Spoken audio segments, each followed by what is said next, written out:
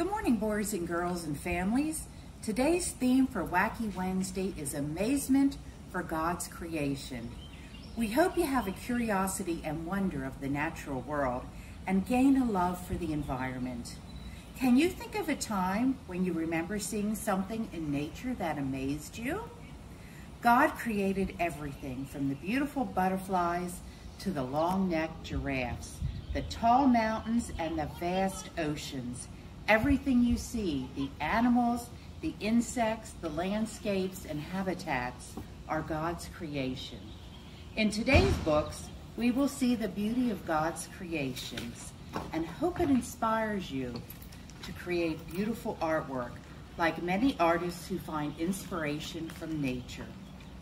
For today's activity, you will create your own nature picture using crayons and watercolor paints. Find inspiration from the stories you hear, or take a nature walk and look at God's creation. Our first book today is called God's Amazing World, and it is by Eileen Spinelli. Okay, God's Amazing World.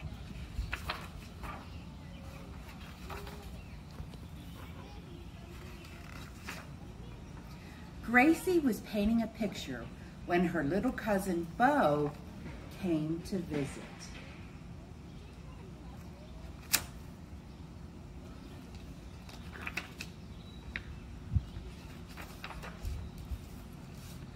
"What are you painting?" asked Bo.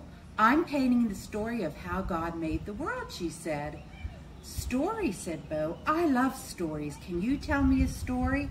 "Sure," said Gracie. "The story has 7 days, like 7 chapters."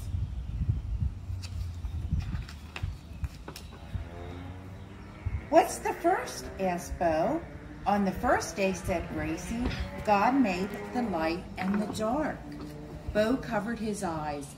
"I'm scared of the dark."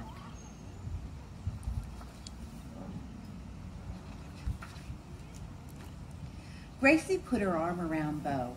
"Next time you are afraid, remember this. God made the dark. Both day and night are good." "What about the second day?" asked Bo. "On the second day, God made the sky." Bo jumped up. "Let's look at the sky."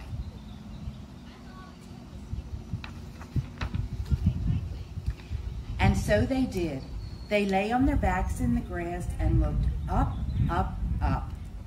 Bo pointed to a cloud. "That cloud looks like an elephant." Gracie pointed to a different cloud. "That one looks like a sailboat."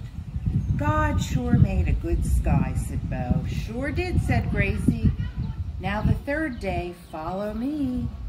There they are looking at the clouds.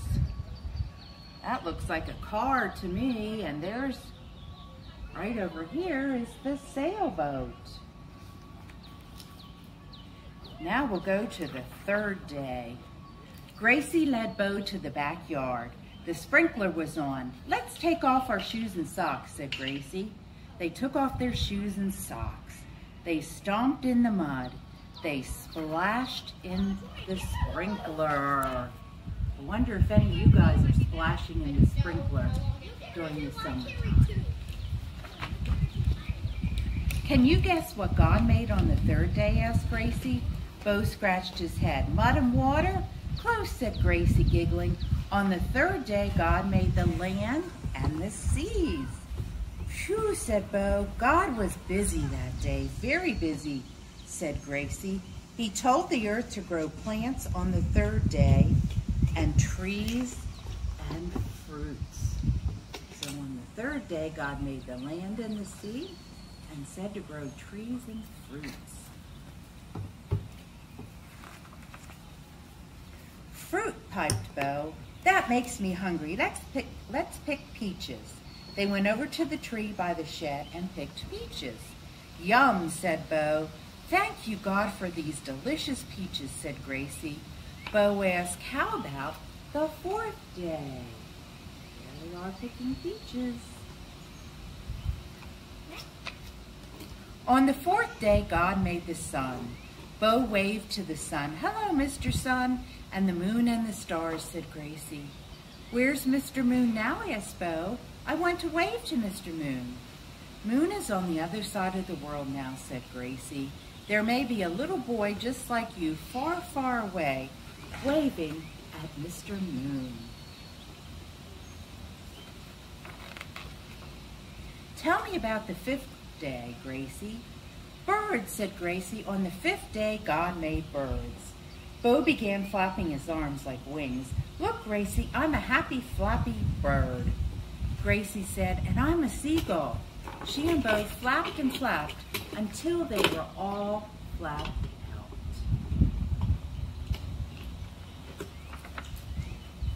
Then Gracie said, "And on that same day, God made creatures that swim in the sea."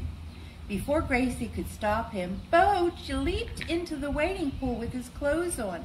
"Look, Gracie, I'm a happy, splashy bowfish." Gracie grabbed the net they used to scoop leaves from the pool. "And I'm a fisherman." Gracie chased Bo out of the pool. They laughed so hard, Gracie got the hiccups. She waited for the hiccups to go away. Then she said, "You will like the next part of the story." Bo counted on his fingers.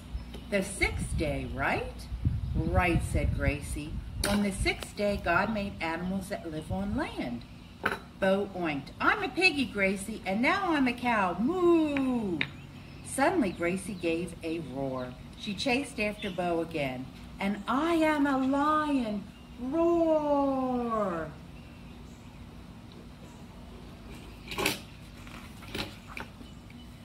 When they finally stopped racing and chasing, Gracie said, "God made something else on the 6th day." "What?" asked Bo. "People," said Gracie. "On the 6th day, God made people." "Like you and me, right?" said Bo. Gracie nodded. "Yes, like you and me." Bo hugged Gracie. "I'm glad God made you, Gracie." Gracie hugged Bo back. "And I'm glad God made you, Bo."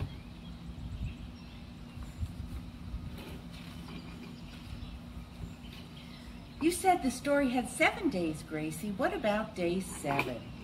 "God didn't make anything on day 7, Gracie told him. "On day 7, God rested." Bo squealed.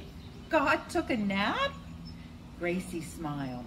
"The Bible just says God rested. And speaking of rest," Gracie yawned, "just thinking about God creating the world has made me a little sleepy." "Me too," said Bo.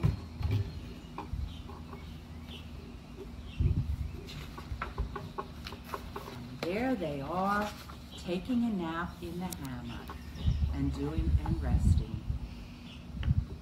Our next book is called Our Great Big Backyard, and it is written by Laura Bush and her daughter Jenna Bush Hager.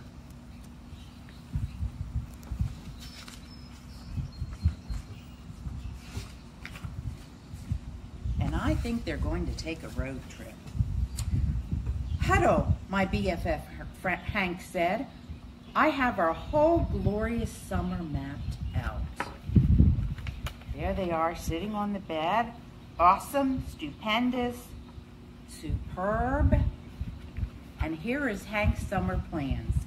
Hank wanted to watch a different movie every day. Ricky was going to create a YouTube channel. Louise and I couldn't wait to have an epic Starship tournament. It was going to be the best summer of our lives. But that was before. That night, Mom and Dad gave me the bad news. We are going to spend the summer on a road trip. Dad's map was different from Hank's, but I was supposed to spend it with friends. Jane, there is more to life than sharing a screen. You'll love seeing an open road. As if I didn't have enough to worry about, my pest ever brother Sam kept bothering me. "Come on, Jane, let's go outside. We'll practice camping." "No way, I'm busy."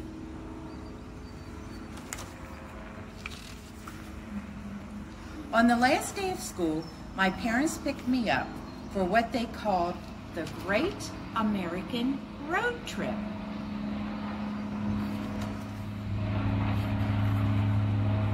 I sent my friends a message. I'm leaving on a road trip. I don't know when I'll be back again. Oh boy, I hate to go. As we drove south, my parents sang along to show tunes. How humiliating. At least I had my phone to keep me company. Jane, put that away. You're missing some beautiful sights. All I am missing is time with my friends. Bam.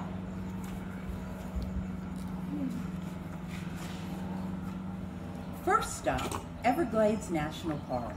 Swamps, cypress trees with creepy hanging moss and mosquitoes as far as the eye could see. Big deal. There's absolutely nothing to do here. And we have to beware of alligators.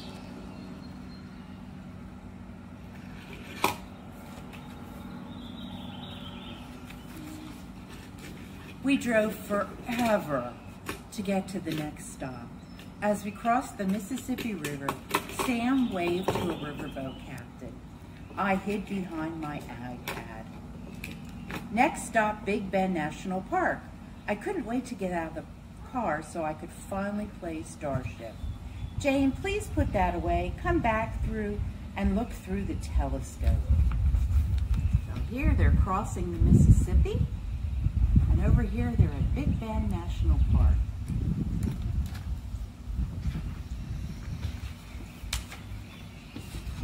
Oh, wow.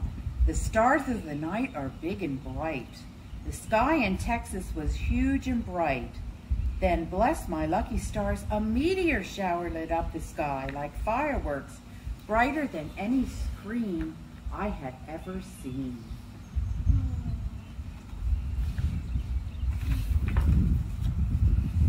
We traveled west across the desert. Sam and I pretended we were astronauts on Mars. Next stop, Grand Canyon National Park. We tiptoed over the skywalk like acrobats on a tightrope.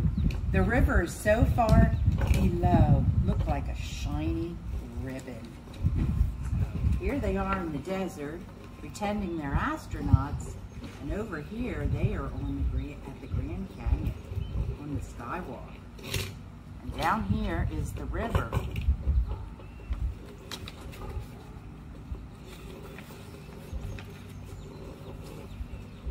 As we explored, I sent a selfie to my crew.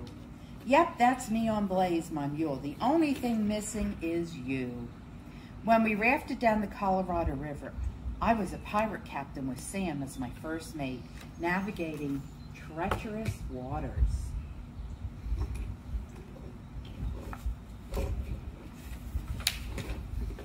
Next stop, Yellowstone National Park. We were park rangers on the lookout for animals. Mountain lions, buffalo, and bears, oh my. Here's a little joke for you. What did the park ranger say to the skunk? Smell you later, take a hike.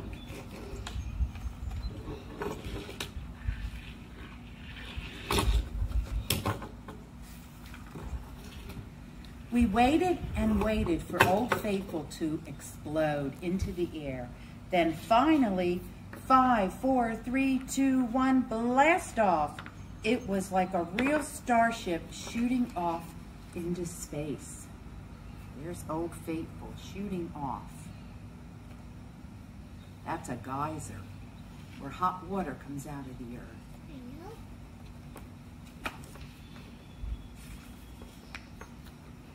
Last stop, Yosemite National Park. Sam and I served our last dinner on the road. Fireflies hung in the air like fluttering stars. We pretended we were cowboys. The mountain went up and up and up, straight into the sky watching over us. I felt really small, but really great too, like I was a part of something big.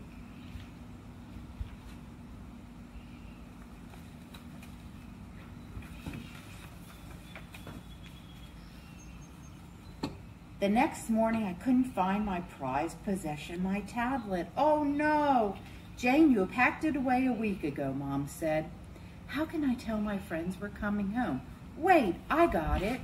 I'm going to write out a postcard. Dear Hank, hi from Yosemite. You'd love it here. Be home soon. Love, Jane.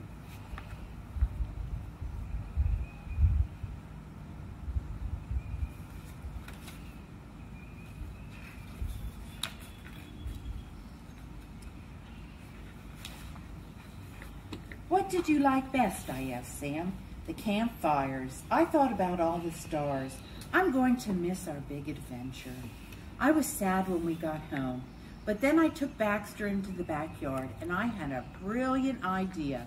Mom, can my friends come over for a camp out?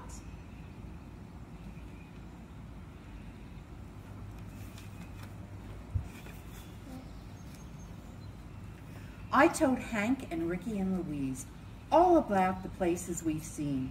I had the best summer after all. It's spectacular out there. Just then a shooting star zoomed across the sky. Look, it's beautiful right here in our own backyard.